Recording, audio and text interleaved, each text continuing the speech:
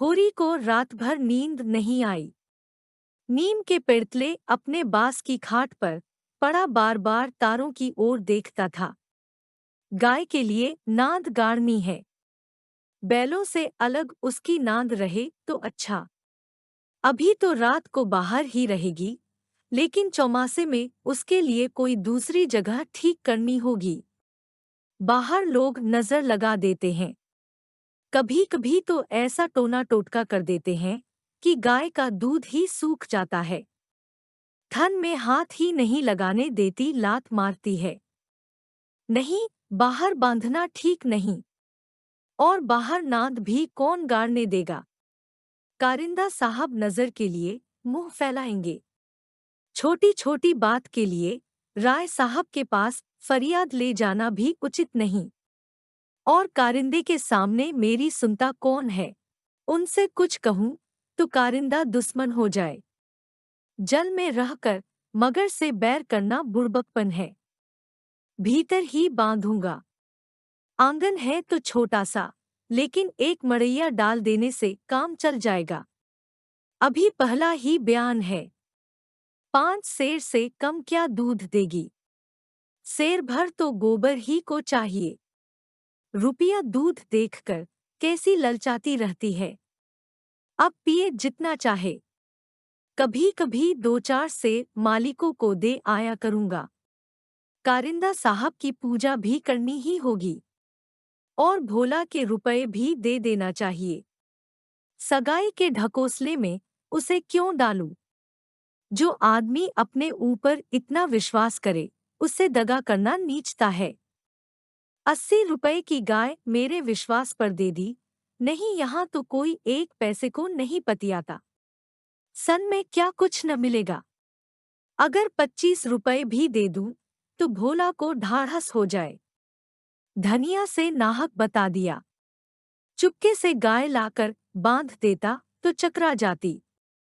लगती पूछने, किसकी गाय है, कहाँ से लाए हो। खूब दिख करके तब बताता, लेकिन जब पेट में बात पचे भी।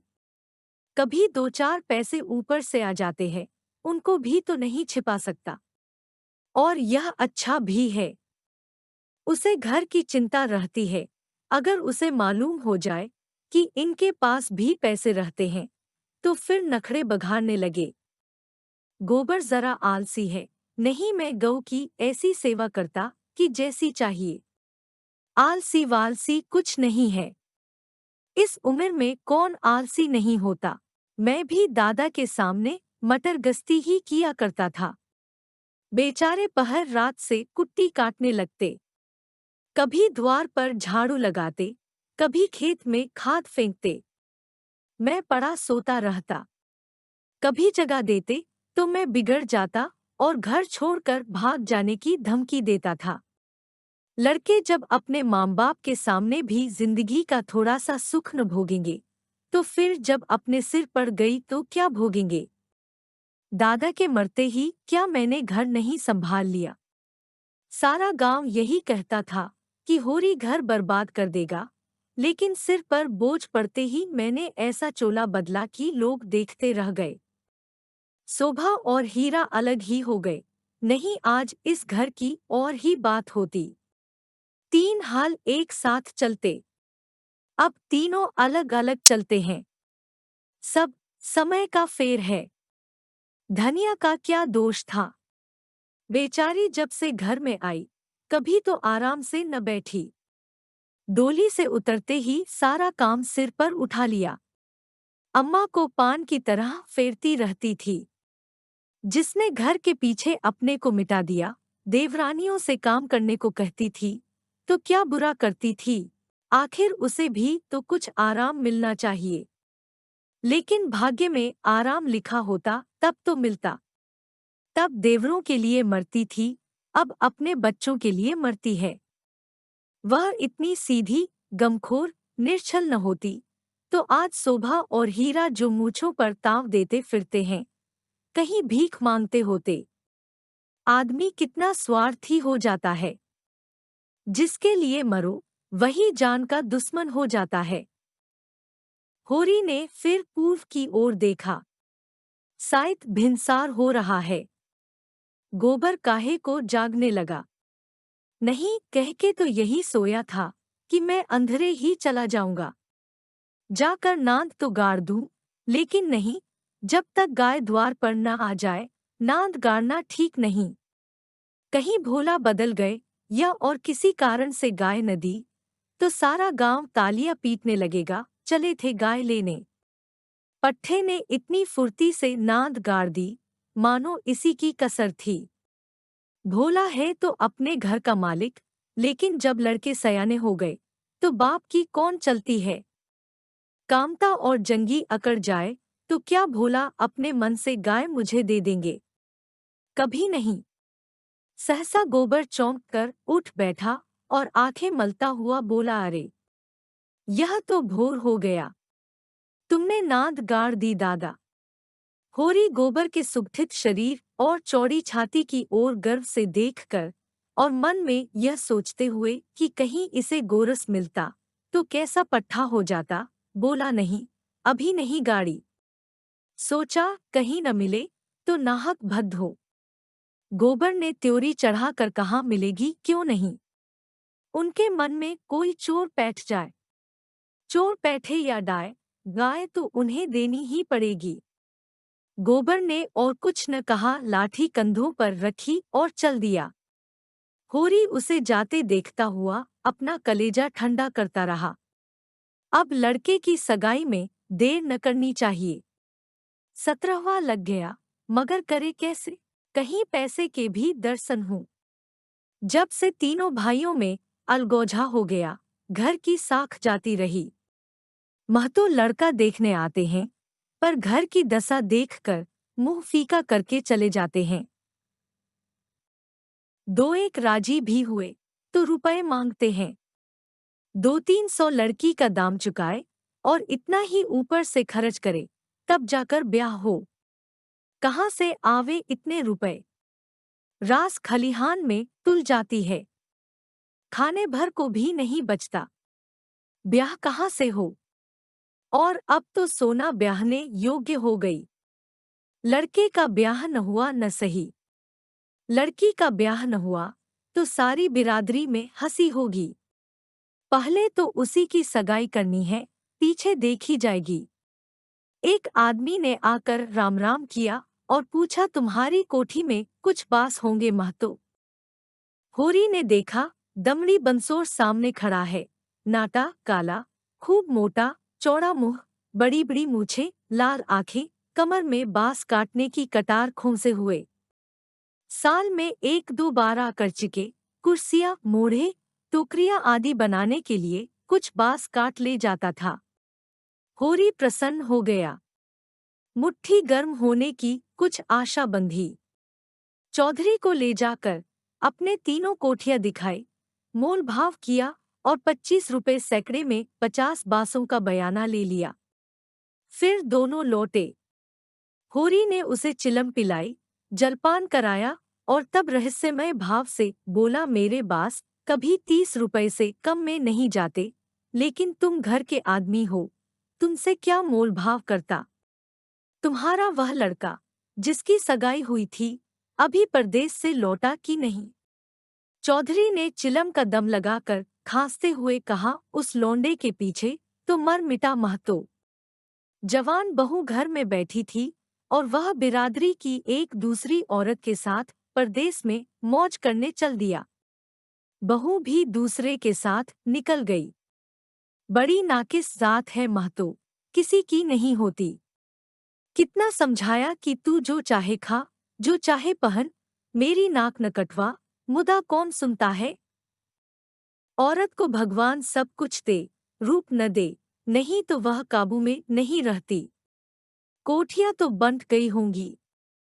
होरी ने आकाश की ओर देखा और मानो उसकी महानता में उड़ता हुआ बोला, सब कुछ बंट गया चौधरी। जिनको लड़कों की तरह पाला पोसा, वह अब बराबर के हिस्सेदार हैं, लेकिन भाई का हिस्सा खाने की अपने नियत नहीं है। इधर तुमसे रुपए मिलेंगे, उधर दोनों भाइयों को बांट दूंगा। 4 दिन की जिंदगी में क्यों किसी से छलकपट करूं? नहीं कह दूं कि 20 रुपए सैकड़े में बेचे हैं, तो उन्हें क्या पता लगेगा? तुम उनसे कहने थोड़े ही जाओगे। तुम्हें तो मैंने बराबर अपना भाई समझा है। व्यवहार में हम भाई के अर्थ का कितना ही दुरुपयोग करें, लेकिन उसकी भावना में जो पवित्रता है, वह हमारी कालिमा से कभी मलिन नहीं होती। होरी ने अप्रत्यक्ष रूप से यह प्रस्ताव करके चौधरी के मुंह की ओर देखा कि वह स्वीकार करता है या नहीं।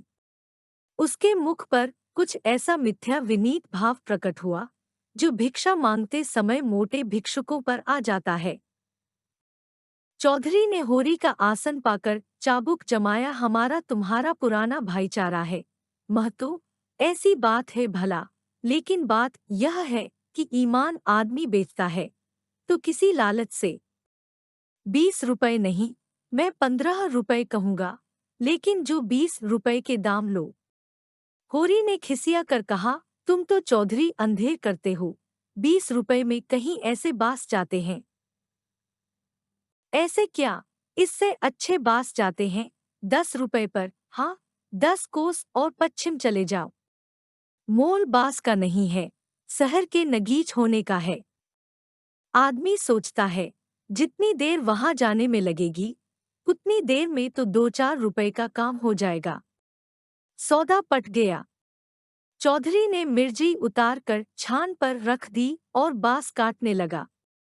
ऊख की सिंचाई हो रही थी। हीरा भू कलेवा लेकर कुएं पर जा रही थी। चौधरी को बांस काटते देखकर घूंघट के अंदर से बोली, कौन बांस काटता है?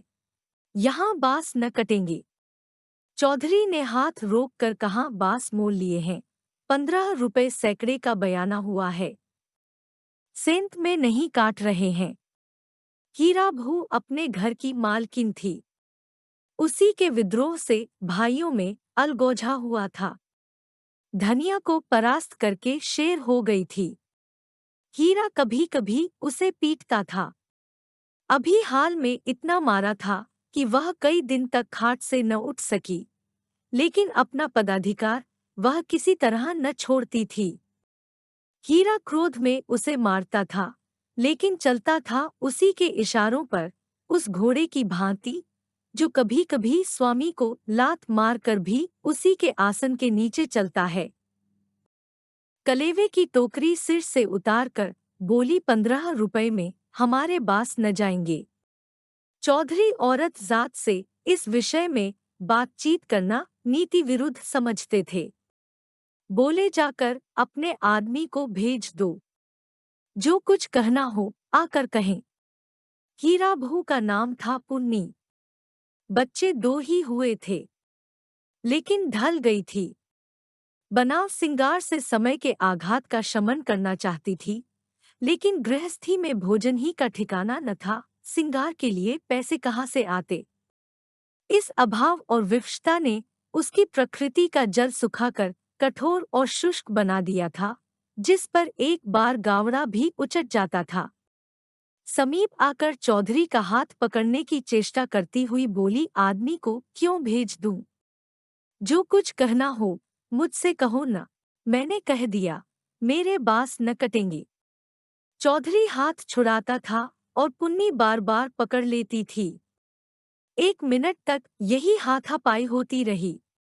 अंत में चौधरी ने उसे जोर से पीछे ढकेल दिया। पुन्नी धक्का खाकर गिर पड़ी, मगर फिर संभली और पांव से तल्ली निकालकर चौधरी के सिर, मुंह, पीठ पर अंधाधुंध जमाने लगी। बंसोर होकर उसे ढकेल दे। उसका यह अपमान। मारती जाती थी और रोती भी जाती थी। चौधरी उसे धक्का देकर नारी जाति पर बल का प्रयोग करके गच्चा खा चुका था। खड़े खड़े मार खाने के सिवा इस संकट से बचने की उसके पास और कोई दवा न थी। पुन्नी का रोना सुनकर होरी भी दौड़ा हुआ आया। पुन्नी ने उसे देखकर और जोर से चिल्लाना शुरू किया। होरी ने समझा चौधरी ने पुनिया को मारा है। खून ने जोश मारा और अलगोजे की ऊंची बाधा को तोड़ता हुआ सब कुछ अपने अंदर समेटने के लिए बाहर निकल पड़ा। चौधरी को जोर से एक लात जमा कर बोला, अब अपना भला चाहते हो चौधरी, तो यहाँ से चले जाओ, नहीं तुम्हारी लहास उठेगी। तुमने अपने को समझा क्या है? तुम्हारी इतनी मजाल कि मेरी बहू पर हाथ उठाओ। चौधरी कसमें खा खा कर अपने सफाई देने लगा। तल्लियों की चोट में उसकी अपराधी आत्मा मौन थी। यह लात उसे निरपराध मिली और उसके फुले हुए गाल आंसुओं से भीग गए। उसने तो बहू को छुआ भी नहीं। क्या वह इतना गंवार है कि महतों के घर की औरतों पर हाथ उठाएगा? होरी ने अविश्वास करके कहा, आंखों में धूल मत झोंको चौधरी, तुमने कुछ कहा नहीं तो बहू झूठ मूठ रोती है। रुपए की गर्मी है तो वह निकाल दी जाएगी, अलग है तो क्या हुआ है तो एक खून। कोई तिरछी आंख से देखे तो आंख निकाल ले। पुन्नी चंडी बनी हुई थी। गला गाड़ कर बोली, तूने मुझे धक्का देकर गिरा नहीं दिया, खा जा अपने बेटे की कसम। हीरा को खबर मिली कि चौधरी और पुनिया में लड़ाई हो रही है। चौधरी ने पुनिया को धक्का दिया। पुनिया ने तल्लियों से पीटा। उसने पुर वहीं छोड़ा और ओंघी लिए घटनास्थल की ओर चला। गांव में अपने क्रोध के लिए प्रसिद्ध था। छोटा डील, गठा हुआ शरीर, आंखें कौड़ी की तरह निकल आई थीं और गर्दन की नसें तन गई थीं, मगर उसे चौधरी पर क्रोध न था, क्रोध था पुनिया पर। वह क्यों चौधरी से लड़ी? क्यों उसकी इज्जत मिट्टी में मिला दी? बंसोर से लड़ने झगड़ने का उसे क्या प्रयोजन था? उसे जाकर हीरा से समाचार कह देना चाहिए था। हीरा जैसा उचित समझता करता। वह उससे लड़ने क्यों गई? उसका बस होता तो वह पुनिया को पर्दे में रखता। पुनिया किसी बड़े से मुंह खोलकर बातें करे, यह उसे असह्य था। वह खुद जितना उद्दंड था, पुनिया को उतना ही शांत रखना चाहता था। जब भैया ने 15 रुपए में सौदा कर लिया, तो यह बीच में कूदने वाली कौन? आते ही उसने पुन्नी का हाथ पकड़ लिया और घसीटता हुआ अलग ले जाकर लगा, लाते जमाने हरामजादी, तू हमारी नाक कटाने पर लगी हुई है। तू छोटे छोटे आदमियों से लड़ती फिरती है, किसकी पगड़ी नीची होती है बता। एक लात और जमाकर, हम तो वहां कलेऊ की बाट देख रहे हैं, तू यहाँ लड़ाई ठाने बैठी है। इतनी बेशर्मी, आँख का पानी ऐसा गिर गया, खोद कर गाड़ दूंगा। पुन्नी हाय हाय करती जाती थी और कोसती जाती थी। तेरी मिट्टी उठे, तुझे हैजा हो जाए, तुझे मरी आवे, देवी मैया तुझे लील जाए, तुझे इन्फ्लुएजा हो जाए। भगवान करे तू कोढ़ी हो जाए, हाथ पांव कटकट गिरें। और गालियां तो हीरा खड़ा खड़ा सुनता रहा, लेकिन यह पिछली गाली उसे लग गई। हैजा, मरी आदि में कोई विशेष कष्ट न था। इधर बीमार पड़े, उधर विदा हो गए, लेकिन कोढ़, यह घिनौनी मौत, और उससे भी घिनौना जीवन। वह तिलमिला उठा, दांत पीसता हुआ पुनिया पर झपटा और झोटे पकड़कर, फिर उसका सिर जमीन पर रगड़ता हुआ बोला, हाथ पांव कट कर गिर जाएंगे तो मैं तुझे लेकर चाटूंगा। तू ही मेरे बाल बच्चों को पालेगी, तू ही इतनी बड़ी गिरस्ती चलाएगी, तू तो दूसरा भतार करके किनारे खड़ी हो जाएगी। चौधरी को पुनिया की इस दुर्गति पर दया आ गई। हीरा को उदारता पूर्वक समझाने लगा, हीरा महतो, अब जाने दो, बहुत हुआ। क्या हुआ? बहू ने मुझे मारा, मैं तो छोटा नहीं हो गया। धन्य भाग कि भगवान ने यह दिन तो दिखाया। हीरा ने चौधरी को डांटा, तुम चुप रहो चौधरी, नहीं मेरे क्रोध में पड़ जाओगे तो बुरा होगा। औरत जात इसी तरह बहकती है। आज को तुमसे लड़ गई, कल को दूसरों से लड़ जाएगी। तुम भले मानुस हो, हंस कर टाल गए, दूसरा तो बर्दाश्त न करेगा। कहीं उसने भी हाथ छोड़ दिया तो कितनी आबरू रह जाएगी बताओ। इस ख्याल ने उसके क्रोध को फिर भड़काया। लपका था कि होरी ने दौड़कर पकड़ लिया और उसे पीछे हटाते हुए बोला, अरे हो तो गया। देख तो लिया दुनिया ने कि बड़े बहादुर हो। अब क्या उसे पीस कर पी जाओगे? हीरा अब भी बड़े भाई का अदब करता था। सीधे सीधे न लड़ता था। चाहता तो एक झटके में अपना हाथ छुड़ा लेता, लेकिन इतनी बेअदबी न कर सका। चौधरी की ओर देखकर बोला, अब खड़े क्या ताकते हो?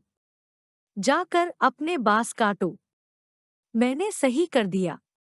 15 रुपए सैकड़े में तय है।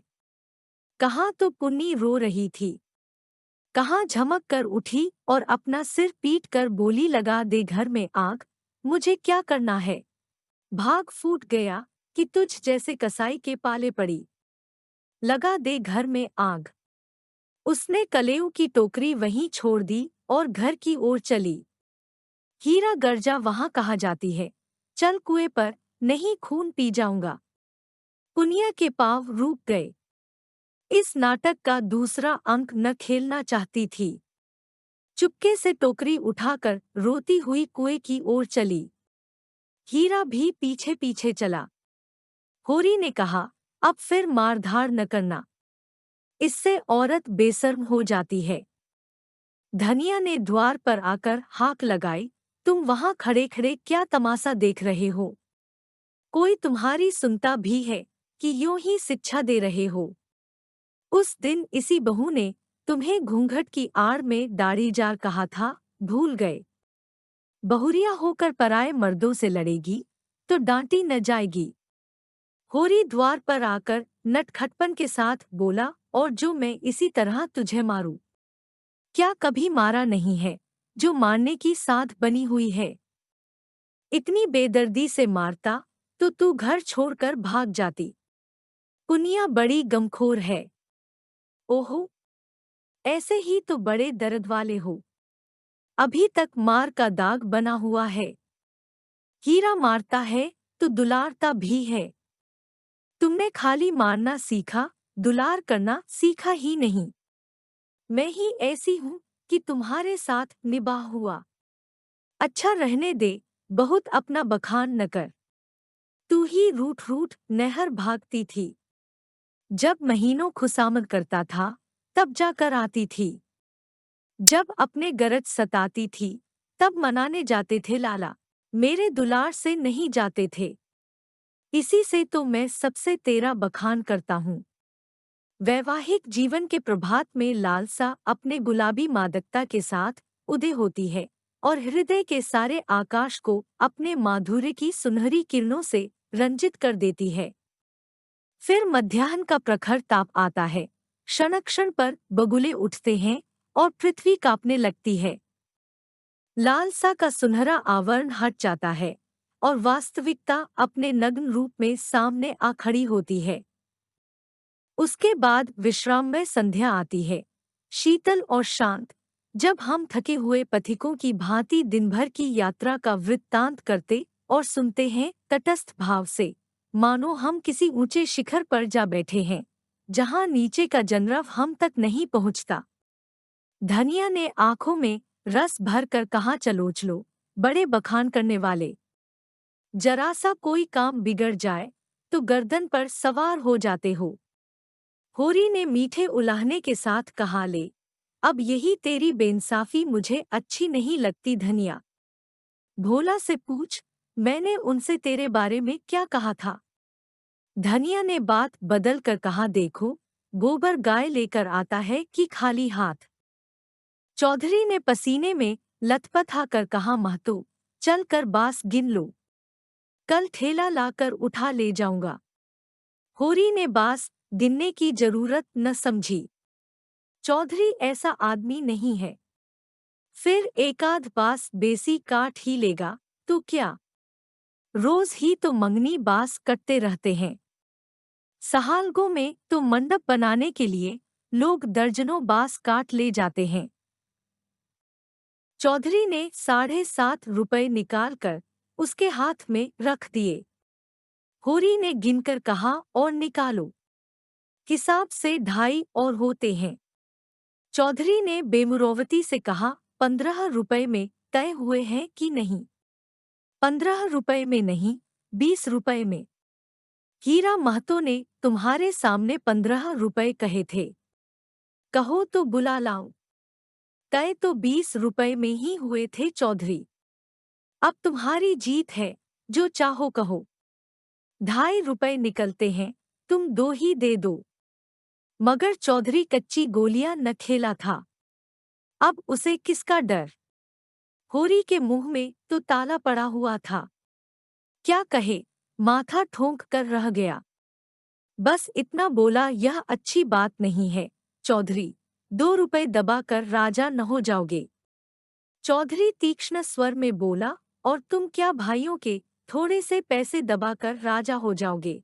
2.5 रुपए पर अपना ईमान बिगाड़ रहे थे, उस पर मुझे उपदेश देते हो। अभी पर्दा खोल दूं तो सिर नीचा हो जाए। होरी पर जैसे सैकड़ों जूते पड़ गए। चौधरी तो रुपए सामने जमीन पर रख कर चला गया, पर वह नीम के नीचे बैठा बड़ी देर तक पछताता रहा। वह कितना लोभी और स्वार्थी है, इसका उसे आज पता चला। चौधरी ने 2.5 रुपए दे दिए होते तो वह खुशी से कितना फूल उठता। अपने चालाकी को सराहता कि बैठे बैठाए 2.5 रुपए मिल गए। ठोकर खाकर ही तो हम सावधानी के साथ पग उठाते हैं। धनिया अंदर चली गई थी। बाहर आई तो रुपए जमीन पर पड़े देखे, गिन कर बोली, और रुपए क्या हुए? 10 न चाहिए? होरी ने लंबा मुंह बनाकर कहा, हीरा ने 15 रुपए में दे दिए तो मैं क्या करता? हीरा 5 रुपए में दे दे। हम नहीं देते इन दामों। वहां मारपीट हो रही थी। मैं बीच में क्या बोलता? होरी ने अपने पराजय अपने मन में ही डाल ली, जैसे कोई चोरी से आम तोड़ने के लिए पेड़ पर चढ़े और गिर पड़ने पर धूल झाड़ता हुआ उठ खड़ा हो कि कोई देख न ले। जीत कर आप अपने धोखेबाजियों की डींग मार सकते हैं। जीत में सब कुछ माफ है। हार की लज्जा तो पी जाने की ही वस्तु है। धनिया पति को फटकारने लगी। ऐसे अवसर उसे बहुत कम मिलते थे। होरी उससे चतुर था, पर आज बाजी उसके हाथ थी। हाथ मटका कर बोली, क्यों न हो, भाई ने 15 रुपए कह दिए तो तुम कैसे टोकते? अरे राम राम। लाडले भाई का दिल छोटा हो जाता कि नहीं? फिर जब इतना बड़ा अनर्थ हो रहा था कि लाडली बहू के गले पर छुरी चल रही थी, तो भला तुम कैसे बोलते? उस बखत कोई तुम्हारा सरबस लूट लेता तो भी तुम्हें सुधा न होती। होरी चुपचाप सुनता रहा। मिनका तक नहीं। झुंझलाहट हुई, क्रोध आया, खून खोला, आंख जली, दांत पिसे, लेकिन बोला नहीं। चुपके से कुदाल उठाई और ऊख कोड़ने चला। धनिया ने कुदाल छीन कर कहा, क्या अभी सबेरा है जो ऊख कोड़ने चले? सूरज देवता माथे पर आ गए। नहाने धोने जाओ। रोटी तैयार है। होरी ने घुना कर कहा, मुझे भूख नहीं है। धनिया ने जले पर नोन छिड़का, काहे को भूख लगेगी? भाई ने बड़े बड़े लड्डू खिला दिए हैं न। भगवान ऐसे सपूत भाई सबको दे। होरी बिगड़ा और क्रोध अब रस्सियां तुड़ा रहा था। तू आज मार खाने पर लगी हुई है। धनिया ने नकली विनय का नाटक करके कहा, क्या करूं? तुम दुलार ही इतना करते हो कि मेरा सिर फिर गया है। तू घर में रहने देगी कि नहीं? घर तुम्हारा, मालिक तुम, मैं भला कौन होती हूँ तुम्हें घर से निकालने वाली? होरी आज धनिया से किसी तरह पेश नहीं पा सकता। उसकी अक्ल जैसे कुंद हो गई है। इन व्यंग्य बाणों के रोकने के लिए उसके पास कोई ढाल नहीं है। धीरे से कुदाल रख दी और गमछा लेकर नहाने चला गया। लौटा कोई आधा घंटे में, मगर गोबर अभी तक न आया था। अकेले कैसे भोजन करे? लौंडा वहां जाकर सो रहा। भोला कि वह मदमाती छोकरी है न झुनिया। उसके साथ हंसी दिल्लगी कर रहा होगा। कल भी तो उसके पीछे लगा हुआ था। नहीं गाय दी तो लौट क्यों नहीं आया? क्या वहां ढई देगा? धनिया ने कहा, अब खड़े क्या हो? गोबर सांझ को आएगा। होरी ने और कुछ न कहा। कहीं धनिया फिर न कुछ कह बैठे। भोजन करके नीम की छाह में लेट रहा। रूपा रोती हुई आई। नंगे बदन एक लंगोटी लगाए, झबरे बाल इधर-उधर बिखरे हुए। होरी की छाती पर लोट गई। उसकी बड़ी बहन सोना कहती है गाय आएगी तो उसका गोबर मैं पाथूंगी। रूपा यह नहीं बर्दाश्त कर सकती है। सोना ऐसी कहा कि बड़ी रानी है कि सारा गोबर आप पाथ डाले। रूपा उससे किस बात में कम है? सोना रोटी पकाती है तो क्या रूपा बर्तन नहीं मांजती? सोना पानी लाती है तो क्या रूपा कुएं पर रस्सी नहीं ले जाती? सोना तो कलसा भरकर इठलाती चली आती है। रस्सी समेट कर रूपा ही लाती है। गोबर दोनों साथ पाथती हैं। सोना खेत गोड़ने जाती है तो क्या रूपा बकरी चराने नहीं जाती? फिर सोना क्यों अकेली गोबर पाथेगी? यह अन्याय रूपा कैसे सहे? होरी ने उसके भोलेपन पर मुग्ध होकर कहा, नहीं, गाय का गोबर तू पार्थना। सोना गाय के पास आए तो भगा देना। रूपा ने पिता के गले में हाथ डालकर कहा, दूध भी मैं ही दूहूंगी। हाँ हाँ, तू न दुहेगी तो और कौन दुहेगा? वह मेरी गाय होगी। हाँ, 16 आने तेरी। रूपा प्रसन्न होकर अपने विजय का शुभ समाचार पराजित सोना को सुनाने चली गई। गाय मेरी होगी, उसका दूध मैं दूहूंगी, उसका गोबर मैं पाथूंगी, तुझे कुछ न मिलेगा।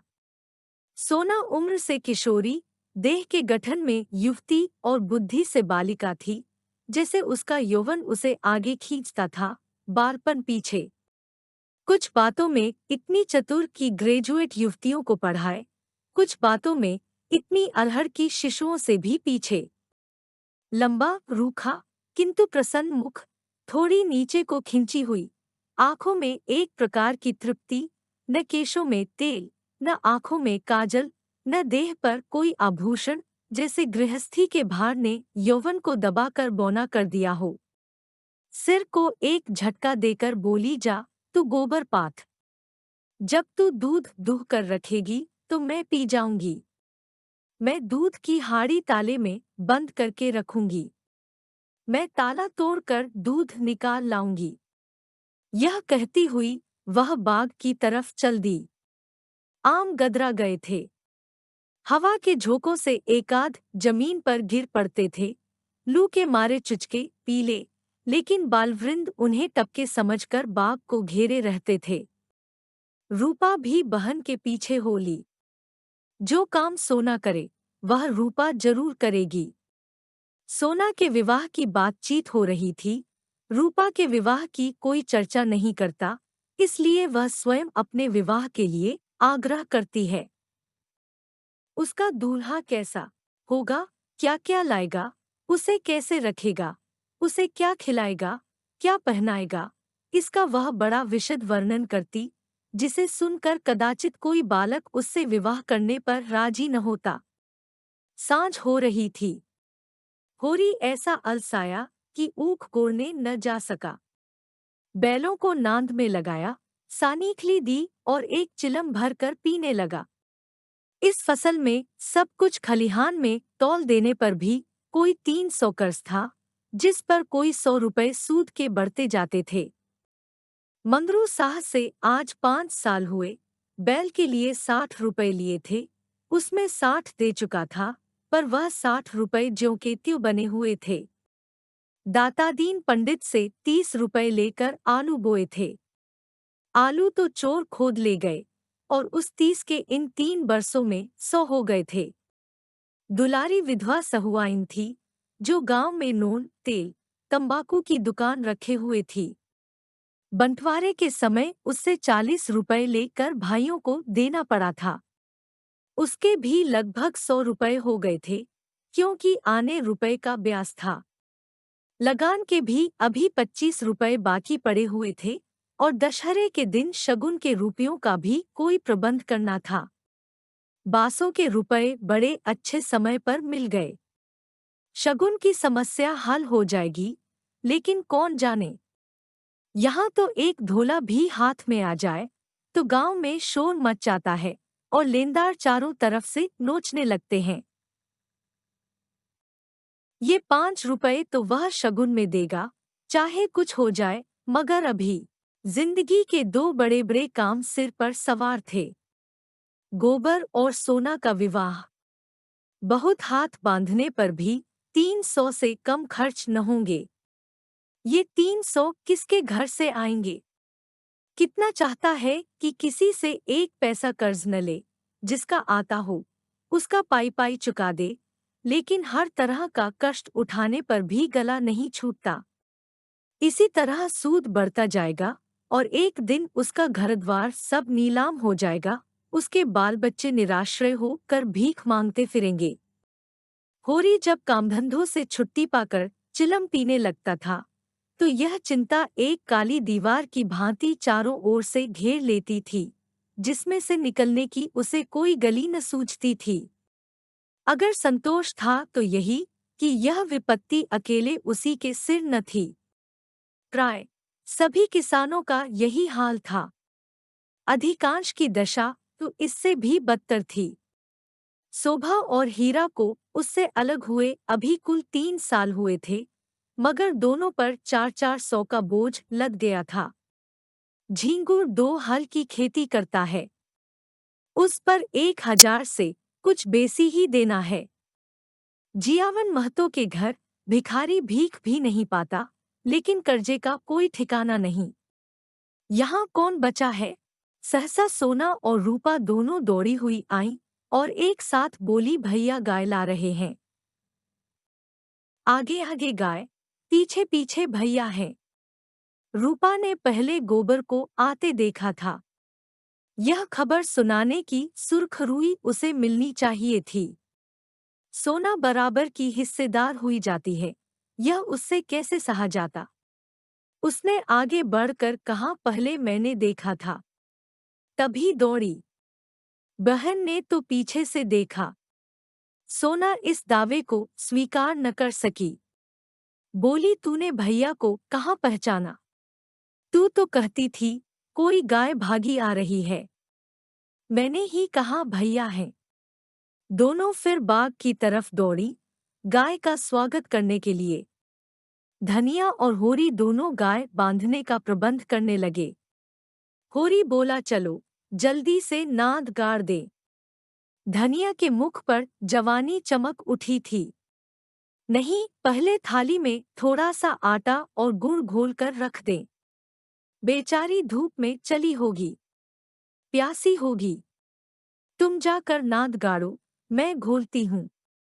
कहीं एक घंटी पड़ी थी, उसे ढूंढ ले, उसके गले में बांधेंगे। सोना कहाँ गई? सहुआइन की दुकान से थोड़ा सा काला डोरा मंगवा लो, गाय को नजर बहुत लगती है। आज मेरे मन की बड़ी भारी लालसा पूरी हो गई। धनिया अपने हार्दिक उल्लास को दबाए रखना चाहती थी। इतनी बड़ी संपदा अपने साथ कोई नई बाधा न लाए, यह शंका उसके निराश हृदय में कंपन डाल रही थी। आकाश की ओर देखकर बोली, गाय के आने का आनंद तो तब है कि उसका पौरा भी अच्छा हो। भगवान के मन की बात है। मानो वह भगवान को भी धोखा देना चाहती थी। भगवान को भी दिखाना चाहती थी कि इस गाय के आने से उसे इतना आनंद नहीं हुआ कि ईर्ष्यालु भगवान सुख का पल्ला ऊंचा करने के लिए कोई नई विपत्ति भेज दें। वह अभी आटा घोल ही रही थी कि गोबर गाय को लिए बालकों के एक जुलूस के साथ द्वार पर आ पहुंचा। होरी दौड़कर गाय के गले से लिपट गया। धनिया ने आटा छोड़ दिया और जल्दी से एक पुरानी साड़ी का काला किनारा फाड़कर गाय के गले में बांध दिया। होरी श्रद्धाविह्वल नेत्रों से गाय को देख रहा था, मानो साक्षात देवी जी ने घर में पदार्पण किया हो। आज भगवान ने यह दिन दिखाया कि उसका घर गऊ के चरणों से पवित्र हो गया। यह सौभाग्य न जाने किसके पुण्य प्रताप से। धनिया ने भयातुर होकर कहा, खड़े क्या हो, आंगन में नाद गाड़ दो। आंगन में जगह कहाँ है? बहुत जगह है, मैं तो बाहर ही गाड़ता हूँ। पागल न बनो, गांव का हाल जानकर भी अनजान बनते हो। अरे बित्ते भर के आंगन में गाय कहाँ बांधोगी भाई। जो बात नहीं जानते उसमें टांग मत अड़ाया करो। संसार भर की विद्या तुम ही नहीं पढ़े हो। होरी सचमुच आपे में न था। गऊ उसके लिए केवल भक्ति और श्रद्धा की वस्तु नहीं, सजीव संपत्ति थी। वह उससे अपने द्वार की शोभा और अपने घर का गौरव बढ़ाना चाहता था। वह चाहता था लोग गाय को द्वार पर बंधी देखकर पूछे, यह किसका घर है? लोग कहें होरी महतो का। तभी लड़की वाले भी उसकी विभूति से प्रभावित होंगे। आंगन में बंधी तो कौन देखेगा? धनिया इसके विपरीत सशंक थी। वह गाय को 7 पर्दों के अंदर छिपा कर रखना चाहती थी। अगर गाय आठों पहर कोठरी में रह सकती तो शायद वह उसे बाहर न निकलने देती। यूं हर बात में होरी की जीत होती थी। वह अपने पक्ष पर अड़ जाता था और धनिया को दबना पड़ता था, लेकिन आज धनिया के सामने होरी की एक न चली। धनिया लड़ने को तैयार हो गई। गोबर, सोना और रूपा, सारा घर होरी के पक्ष में था, पर धनिया ने अकेले सबको परास्त कर दिया। आज उसमें एक विचित्र आत्मविश्वास और होरी में एक विचित्र विनय का उदय हो गया था। मगर तमाशा कैसे रुक सकता था? गाय डोली में बैठकर तो आई न थी। कैसे संभव था कि गांव में इतनी बड़ी बात हो जाए और तमाशा न लगे? जिसने सुना सब काम छोड़कर देखने दौड़ा। यह मामूली देशी गऊ नहीं है। भोला के घर से 80 रुपए में आई है। होरी 80 रुपए क्या देंगे, 50-60 रुपए में लाए होंगे। गांव के इतिहास में 50-60 रुपए की गाय का आना भी अभूतपूर्व बात थी। बैल तो 50 रुपए के भी आए, 100 के भी आए, लेकिन गाय के लिए इतनी बड़ी रकम किसान क्या खा के खर्च करेगा? यह तो ग्वालों ही का कलेजा है कि अंजुलियों रुपए गिन आते हैं। गाय क्या है, साक्षात देवी का रूप है। दर्शकों और आलोचकों का तांता लगा हुआ था और होरी दौड़ दौड़ कर सबका सत्कार कर रहा था। इतना विनम्र, इतना प्रसन्नचित्त वह कभी न था। 70 साल के बूढ़े पंडित दातादीन लठिया टेकते हुए आए और पोपले मुंह से बोले, कहा हो होरी, तनिक हम भी तुम्हारी गाय देख ले। सुना बड़ी सुंदर है। होरी ने दौड़कर पालागन किया और मन में अभिमानमय उल्लास का आनंद उठाता हुआ बड़े सम्मान से पंडित जी को आंगन में ले गया। महाराज ने गऊ को अपने पुरानी अनुभवी आंखों से देखा, सींगें देखीं, थन देखा, कुट्टा देखा और घनी सफेद भौहों के नीचे छिपी हुई आंखों में जवानी की उमंग भर कर बोले, कोई दोष नहीं है बेटा, बाल भौंरी, सब ठीक। भगवान चाहेंगे तो तुम्हारे भाग खुल जाएंगे। ऐसे अच्छे लक्षण हैं कि वाह, बस रातिब न कम होने पाए। एक एक बाछा 100-100 का होगा। होरी ने आनंद के सागर में डुबकियां खाते हुए कहा, सब आपका आशीर्वाद है दादा। दातादीन ने सुरती की पीक थूकते हुए कहा, मेरा आशीर्वाद नहीं है बेटा, भगवान की दया है। यह सब प्रभु की दया है। रुपए नगद दिए। होरी ने बेपर की उड़ाई। अपने महाजन के सामने भी अपने समृद्धि प्रदर्शन का ऐसा अवसर पाकर वह कैसे छोड़े? टके की नई टोपी सिर पर रखकर जब हम अकड़ने लगते हैं, जरा देर के लिए किसी सवारी पर बैठकर जब हम आकाश में उड़ने लगते हैं, तो इतनी बड़ी विभूति पाकर क्यों न उसका दिमाग आसमान पर चढ़े? बोला भोला ऐसा भला मानस नहीं है महाराज। नगद गिनाए, पूरे चौकस। अपने महाजन के सामने यह डींग मारकर होरी ने नादानी तो की थी, पर दातादीन के मुख पर असंतोष का कोई चिन्ह न दिखाई दिया। इस कथन में कितना सत्य है, यह उनकी उन बुझी आंखों से छिपा न रह सका, जिनमें ज्योति की जगह अनुभव छिपा बैठा था। प्रसन्न होकर बोले, कोई हरज नहीं बेटा, कोई हरज नहीं। भगवान सब कल्याण करेंगे। 5 सेर दूध है इसमें, बच्चे के लिए छोड़कर। धनिया ने तुरंत टोका, अरे नहीं महाराज, इतना दूध कहाँ, बुढ़िया तो हो गई है। फिर यहाँ रातिब कहाँ धरा है। दातादीन ने मर्मभरी आंखों से देखकर उसकी सतर्कता को स्वीकार किया, मानो कह रहे हूँ, गृहिणी का यही धर्म है, सीखना मर्दों का काम है, उन्हें सीखने दो। फिर रहस्य भरे स्वर में बोले, बाहर न बांधना, इतना कहे देते हैं। धनिया ने पति की ओर विजी आंखों से देखा, मानो कह रही हो, लो अब तो मानोगे। दातादीन से बोली, नहीं महाराज, बाहर क्या बांधेगे, भगवान दे तो इसी आंगन में 3 गाय और बंधा सकती हैं। सारा गांव गाय देखने आया। नहीं आए तो शोभा और हीरा, जो अपने सगे भाई थे। होरी के हृदय में भाइयों के लिए अब भी कोमल स्थान था। वह दोनों आकर देख लेते और प्रसन्न हो जाते तो उसकी मनोकामना पूरी हो जाती। सांझ हो गई। दोनों पुर लेकर लौट आए। इसी द्वार से निकले, पर पूछा कुछ नहीं। होरी ने डरते डरते धनिया से कहा, न शोभा आया, न हीरा, सुना न होगा। धनिया बोली, तो यहाँ कौन उन्हें बुलाने जाता है। तू बात तो समझती नहीं, लड़ने के लिए तैयार रहती है। भगवान ने जब यह दिन दिखाया है तो हमें सिर झुकाकर चलना चाहिए। आदमी को अपने सगों के मुंह से अपने भलाई बुराई सुनने की जितनी लालसा होती है, बाहर वालों के मुंह से नहीं। फिर अपने भाई लाख बुरे हों तो अपने भाई ही। अपने हिस्से खरे के लिए सभी लड़ते हैं, पर इससे खून थोड़े ही बंट जाता है। दोनों को बुला कर दिखा देना चाहिए, नहीं कहेंगे गाय लाए, हमसे कहा तक नहीं।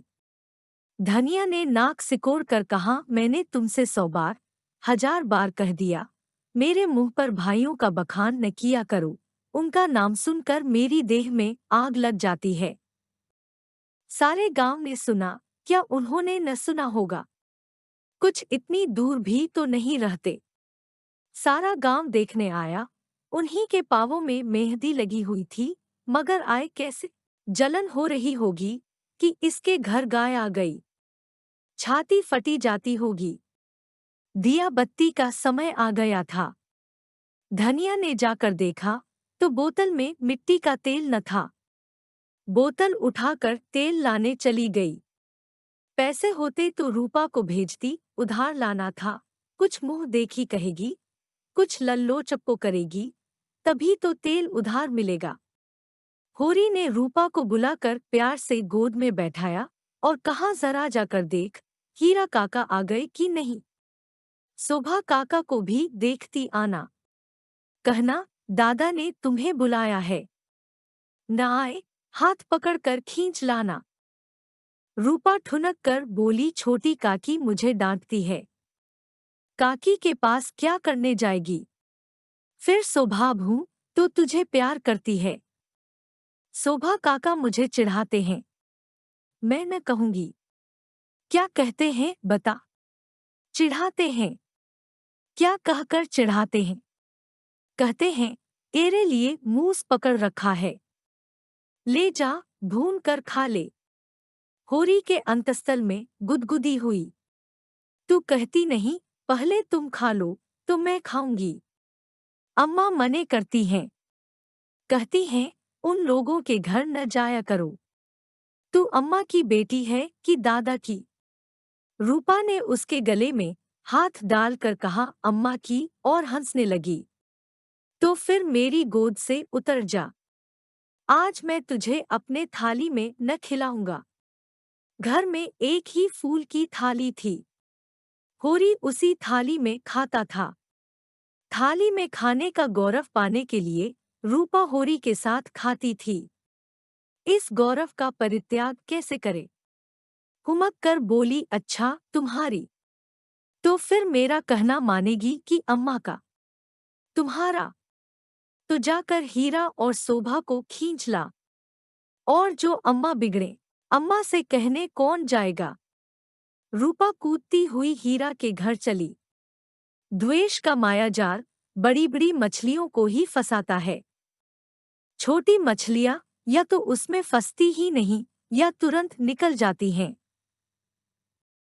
उनके लिए वह घातक जाल क्रीड़ा की वस्तु है, भय की नहीं।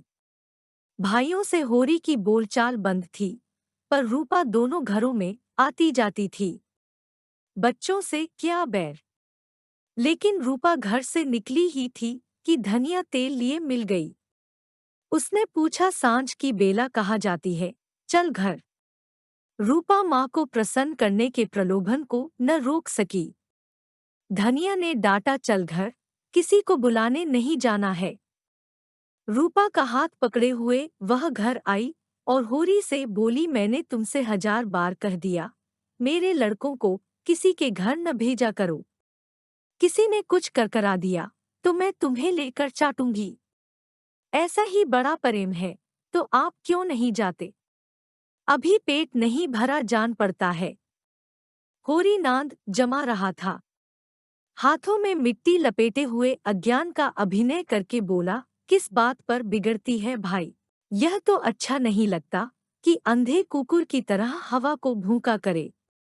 धनिया को कुप्पी में तेल डालना था। इस समय झगड़ा न बढ़ाना चाहती थी। रूपा भी लड़कों में जा मिली। पहर रात से ज्यादा जा चुकी थी।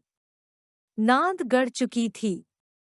सानी और खली डाल दी गई थी।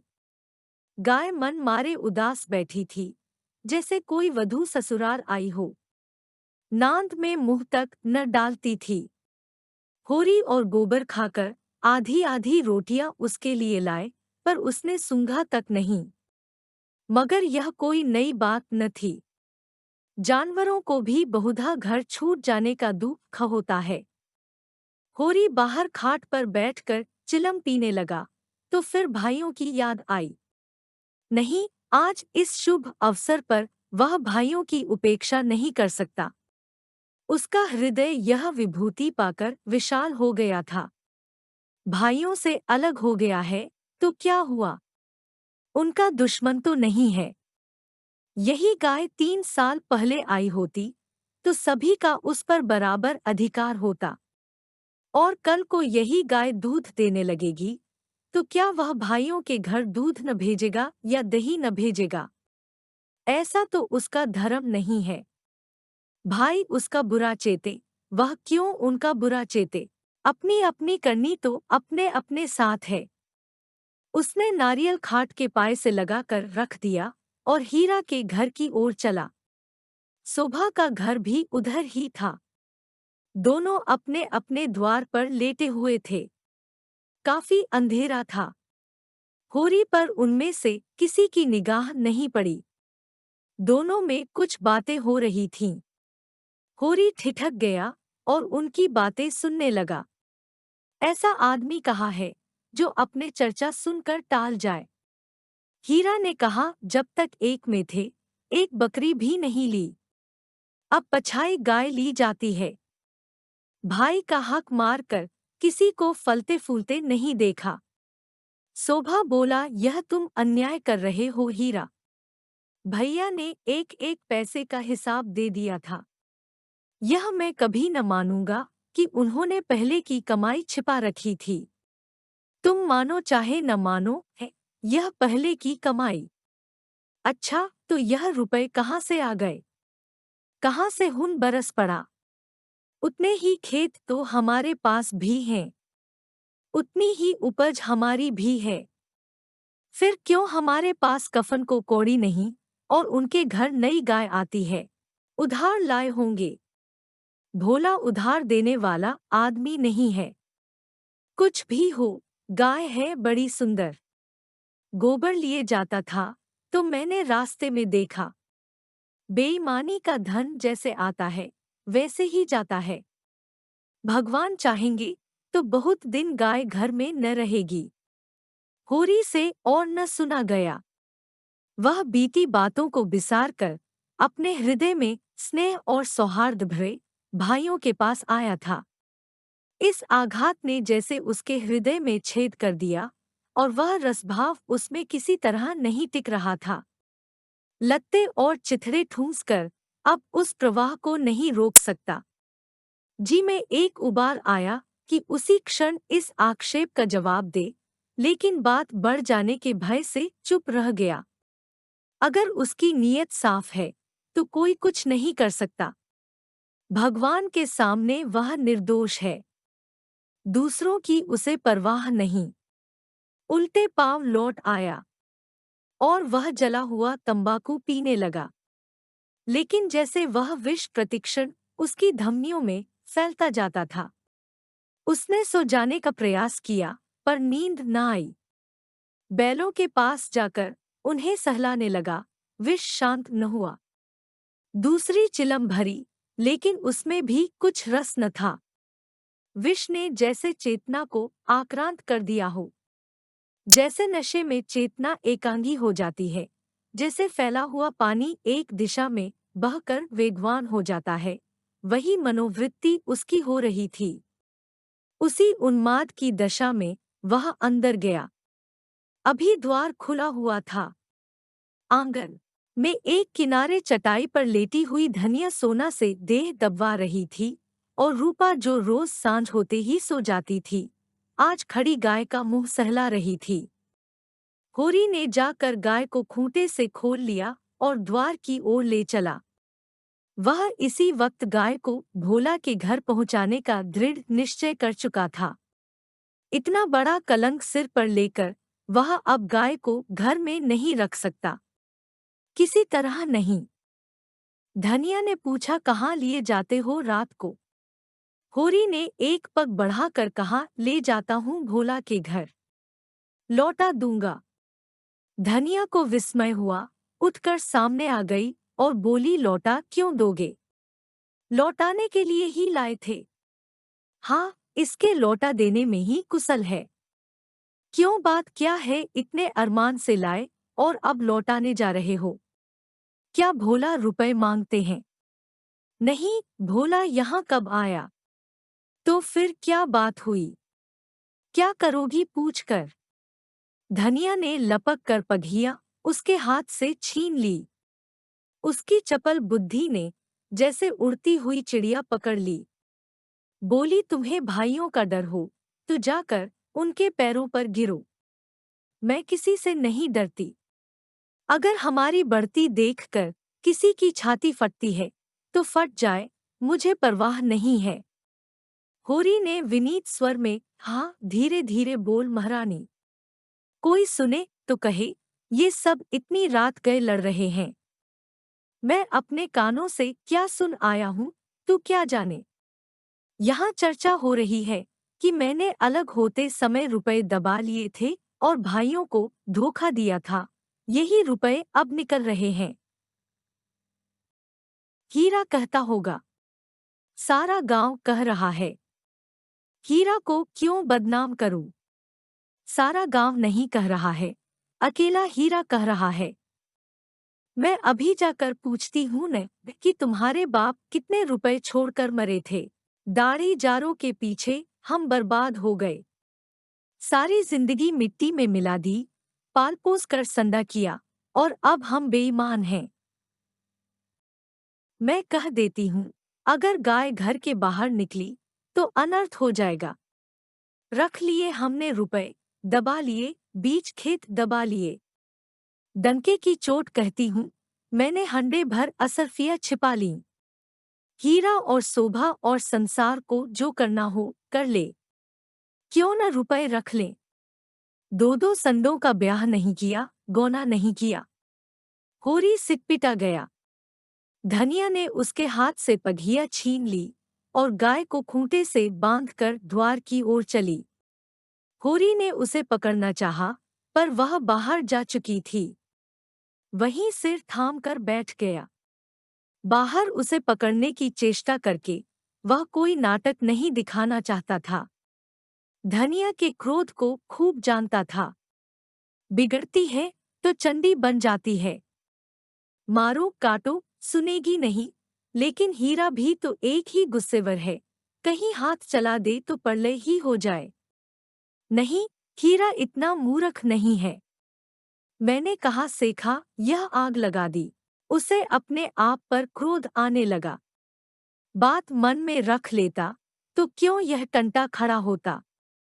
सहसा धनिया का कर्कश स्वर कान में आया। हीरा की गरज भी सुन पड़ी। फिर पुन्नी की पैनी पीक भी कानों में चुभी। सहसा उसे गोबर की याद आई। बाहर लपक कर उसकी खाट देखी। गोबर वहां न था। गजब हो गया। गोबर भी वहां पहुंच गया। अब कुशल नहीं।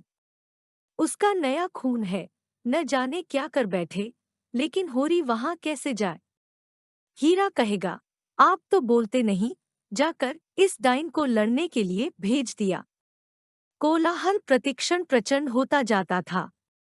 सारे गांव में जाग पड़ गई। मालूम होता था कहीं आग लग गई है और लोग खाट से उठ बुझाने दौड़े जा रहे हैं। इतनी देर तक तो वह जब्त किए बैठा रहा। फिर न रहा गया। धनिया पर क्रोध आया। वह क्यों चढ़कर लड़ने गई। अपने घर में आदमी न जाने किसको क्या कहता है। जब तक कोई मुंह पर बात न कहे, यही समझना चाहिए कि उसने कुछ नहीं कहा। होरी की कृषक प्रकृति झगड़े से भागती थी। चार बातें सुनकर गम खा जाना इससे कहीं अच्छा है कि आपस में तनाजा हो। कहीं मारपीट हो जाए तो थाना पुलिस हो, बंधे बंधे फिरो, सबकी चिरौरी करो, अदालत की धूल फाको, खेती बाड़ी जहन्नुम में मिल जाए। उसका हीरा पर तो कोई बस न था, मगर धनिया को तो वह जबरदस्ती खींच ला सकता है। बहुत होगा, गालियां दे लेगी, एक दो दिन रूठी रहेगी, थाना पुलिस की नौबत तो न आएगी। जाकर हीरा के द्वार पर सबसे दूर दीवार की आड़ में खड़ा हो गया। एक सेनापति की भांति मैदान में आने के पहले परिस्थिति को अच्छी तरह समझ लेना चाहता था। अगर अपने जीत हो रही है तो बोलने की कोई जरूरत नहीं, हार हो रही है तो तुरंत कूद पड़ेगा। देखा तो वहां 50 आदमी जमा हो गए हैं। पंडित दातादीन, लाला पटेश्वरी, दोनों ठाकुर, जो गांव के कर्ता धर्ता थे, सभी पहुंचे हुए हैं। धनिया का पल्ला हल्का हो रहा था। उसकी उग्रता जनमत को उसके विरुद्ध किए देती थी। वह रणनीति में कुशल न थी। क्रोध में ऐसी जलीकटी सुना रही थी कि लोगों की सहानुभूति उससे दूर होती जाती थी। वह गरज रही थी, तो हमें देखकर क्यों जलता है? हमें देखकर क्यों तेरी छाती फटती है? पाल पोस कर जवान कर दिया, यह उसका इनाम है। हमने न पाला होता तो आज कहीं भीख मांगते होते। ईख की छाह भी न मिलती। होरी को ये शब्द जरूरत से ज्यादा कठोर जान पड़े। भाइयों का पालना पोसना तो उसका धर्म था। उनके हिस्से की जायदाद तो उसके हाथ में थी। कैसे न पालता पोसता, दुनिया में कहीं मुंह दिखाने लायक रहता। हीरा ने जवाब दिया, हम किसी का कुछ नहीं जानते। तेरे घर में कुत्तों की तरह एक टुकड़ा खाते थे और दिन दिन भर काम करते थे। जाना ही नहीं कि लड़कपन और जवानी कैसी होती है। दिन दिन भर सूखा गोबर बीना करते थे। उस पर भी तू बिना 10 गाली दिए रोटी न देती थी।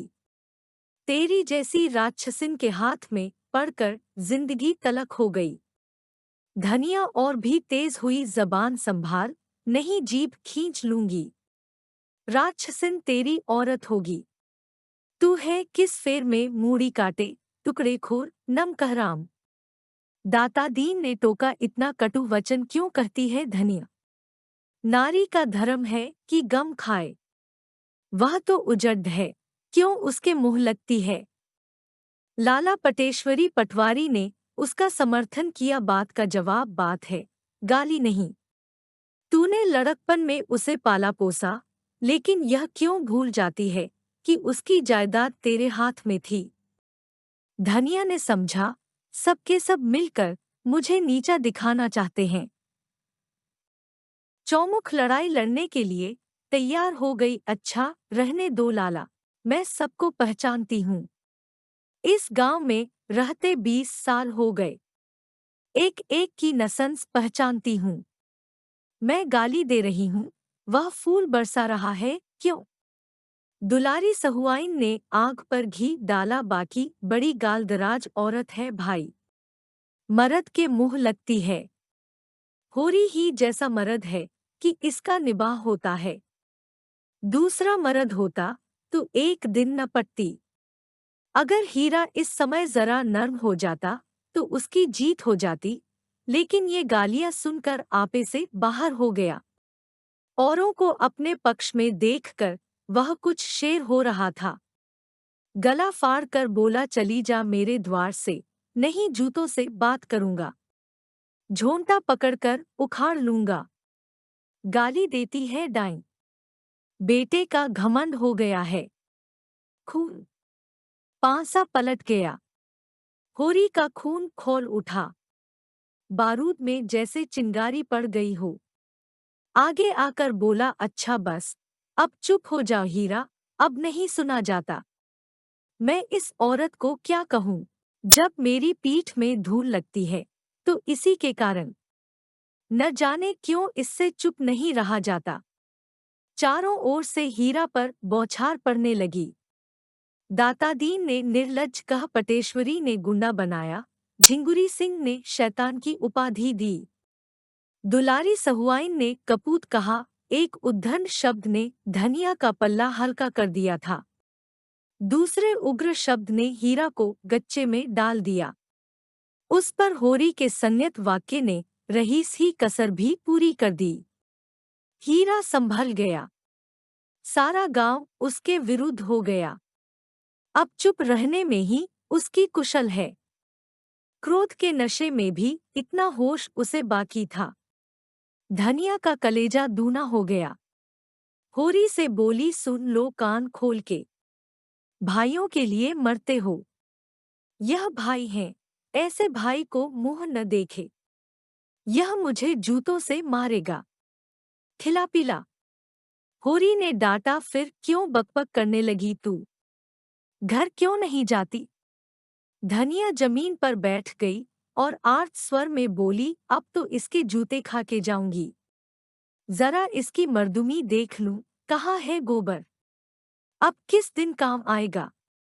तू देख रहा है बेटा, तेरी माँ को जूते मारे जा रहे हैं।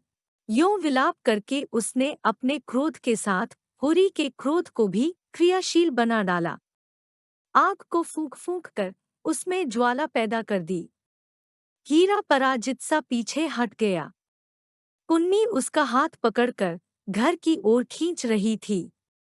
सहसा धनिया ने सिंहनी की भांति झपटकर हीरा को इतने जोर से धक्का दिया कि वह धम से गिर पड़ा और बोली, कहा जाता है, जूते मार, मार जूते, देखूं तेरी मर्दुमी। होरी ने दो